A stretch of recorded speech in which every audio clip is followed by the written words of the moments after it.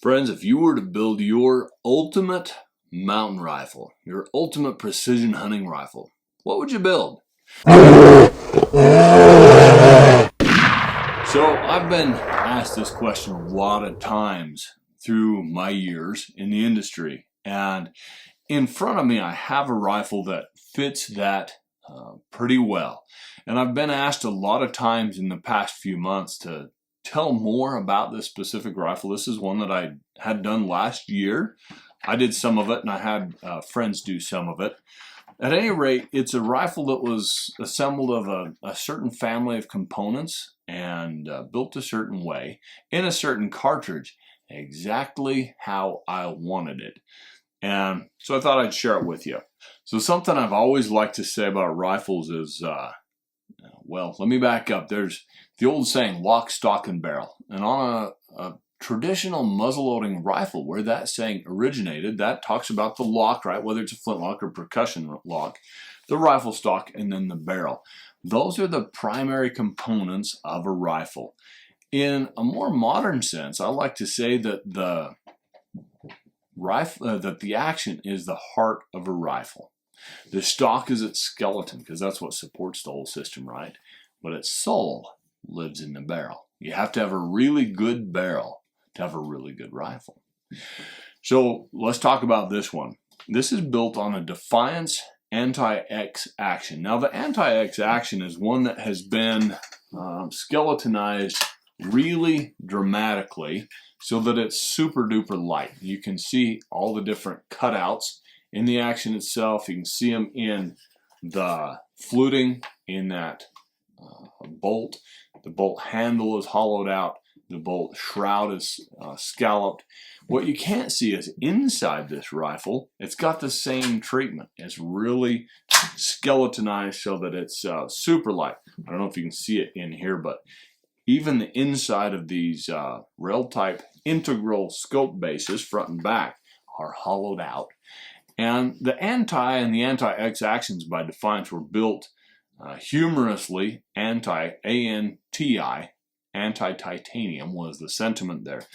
They wanted to build a rifle or an action out of steel that was as light or close to as light as your average titanium action. This one, if memory serves, is about an ounce heavier than your average standard titanium action, and that's really impressive. Steel does not have the weaknesses of titanium. In galling, that's when you get crud inside your action, maybe some abrasive stuff, sand, whatever, that starts to rub and cause rough surfaces on your bolt locking lugs and so forth. And steel doesn't, so I'm saying steel does not gall like titanium, right? Steel also does not coin, Q-U-O-I-N-E, something like that, like titanium does, which means that as the steel locking lugs are hammered over and over with recoil, they work, harden, and stabilize. Titanium doesn't. Like every time you hit copper with a ball peen hammer or something, that copper is going to spread and spread and spread. When you hit titanium with an overpressured cartridge, it will take a little bit of a set, and it doesn't work harden and stabilize like steel does. It will continue taking that set. Anyway, those are some of the reasons that it was worth it to Defiance to build an anti-titanium, the anti-action, that almost as light as a traditional titanium. Now, humorously, they now build a titanium version of the anti-action. It's, I think, about the lightest thing going. Wonderful action. Just has those characteristics of titanium that it's worth knowing about. But I'm off in the weeds here. If I had this to do again, I would not do the anti-X. The X has the built-in integral cross-slot type bases. They're super duper strong, but it makes it real hard to mount your scope right down against your barrel. I'm looking at this part right here.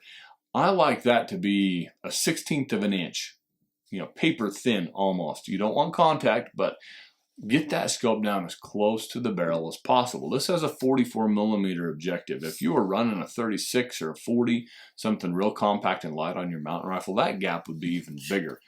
With the standard anti, not the X, which X stands for cross slot, right? You can use a tally lightweight alloy set of rings or something and get your scope much lower.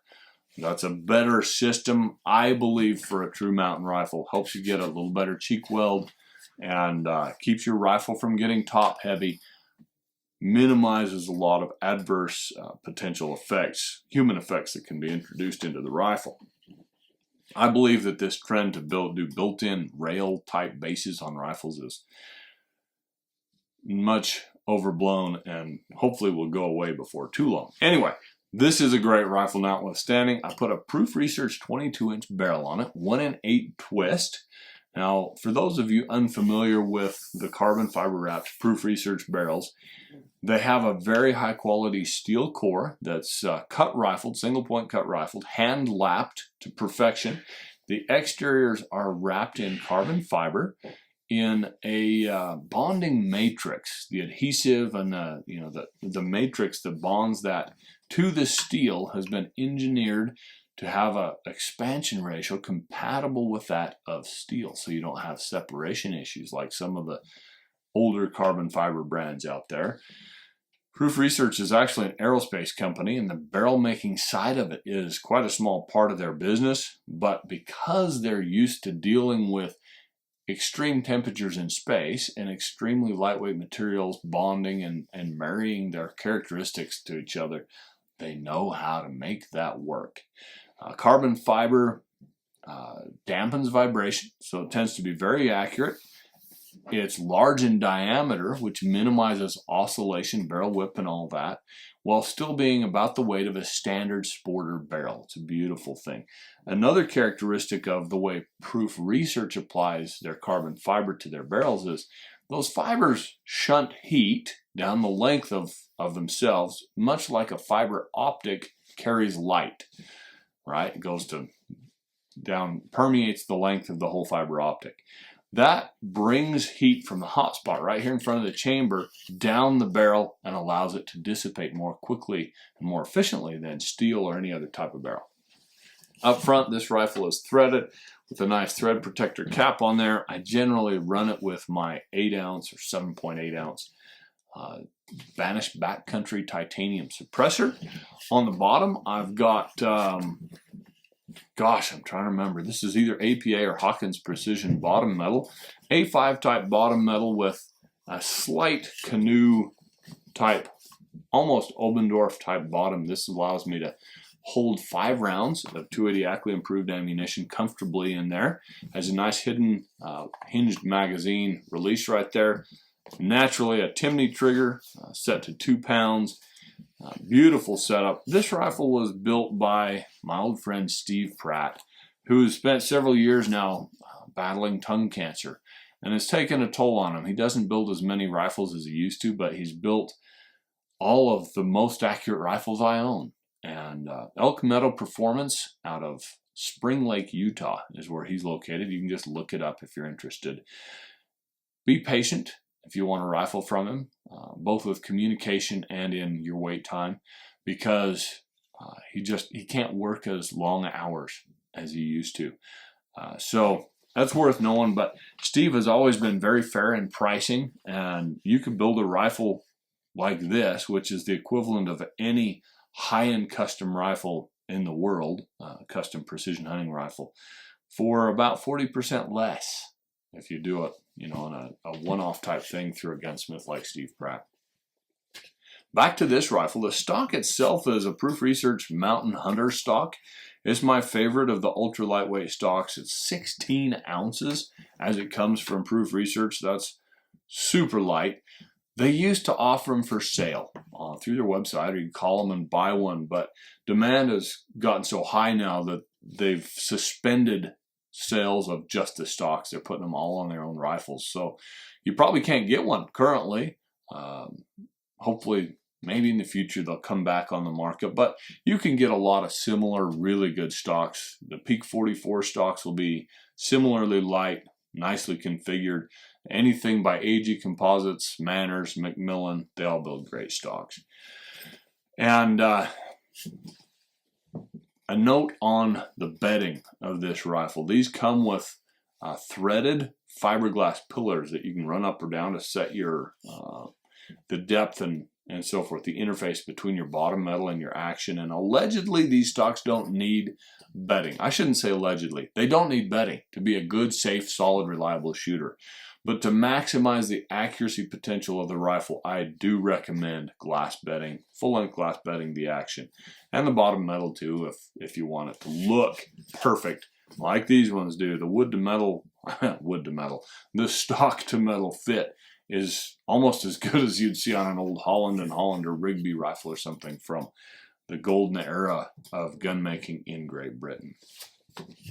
As far as finished weight with this, with this scope on it, this is a Leupold VX6 3-18. It's right at 7 pounds. If I put a suppressor on it, it's 7.5 pounds. Incredibly light, beautiful hunting rifle to go up the mountain with.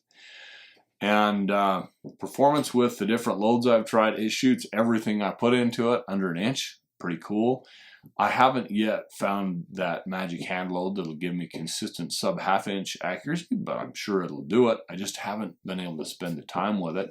I know it really likes Barnes' new 280 Ackley factory load with the 152 grain LRX that the company engineered for the 280 Ackley. It's about a 3/4 inch accuracy average that I'm getting with that. Pretty good for factory ammo in a lightweight mountain hunting rifle. So that's just a look at the mountain rifle that I built to be just the way I wanted it last year, and hopefully it'll inspire a few of you to do similar things. You can do a build like this for less money. You can use something like a used Tikka action, a pre-fit barrel, and then get a stock, do the bedding yourself, the glass bedding yourself. If you're good with tools and you're a bit OCD, you'll probably do a good job. Otherwise, hire a professional.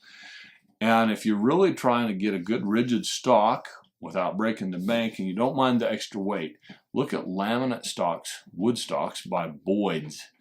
They build a really stable, strong stock. They're just not super light, but it'll shoot just as well as a stock like this. And oh gosh, what about pricing? This is always the prickly, uncomfortable part. I generally sell several things to fund a project like this. Not that I do it often. This action would set you back about $1,500. It's not an inexpensive action. You're going to have to save for that. The barrel, depending on where you find it, $800 to $1,000. The stock, when they were offering them, were I believe around $650 to $700. Bottom metal is going to be anything from $80 for something like a Pacific Tool and Gauge up to a couple $100 for something like your Hawkins Precision or APA, Sunny Hill, Williams, those companies. Trigger, again, a couple $100. It adds up fast, folks. And then, of course, if you're not doing the pre-fit barrel thing and glass bedding it yourself, you're going to have some gunsmith fees. Generally, to chamber, to thread and install a barrel, chamber it, thread the muzzle, you're looking at $350 to $500, depending on your gunsmith. And then glass bedding it, if you have that done, can be, again, from about $75 to $200. And the good ones that do a proper full-length job have to charge close to $200 because they have a lot of time and detail work into it. It's worth it in the end, folks. So you can add all those up and figure out what it would cost you to build something like this. It's kind of a labor of love. It's less than a new four-wheeler would cost, and always remember that at the moment of truth, there's one connecting element between you and your big game animal, that's the bullet. And there's only one way that you can influence that bullet and direct it to its best final path, and that's with your launching platform, your rifle. So it's always worth building or purchasing a really, really capable hunting tool. And with that, please hit me with any questions, comments down in the comments section. Be happy to answer them about this rifle and hopefully inspire you to do a little bit of rifle building, improving yourself to end up with that magic, wonderful hunting rifle of your dreams. I'm Joseph von Benedict, and I'll see you in the backcountry.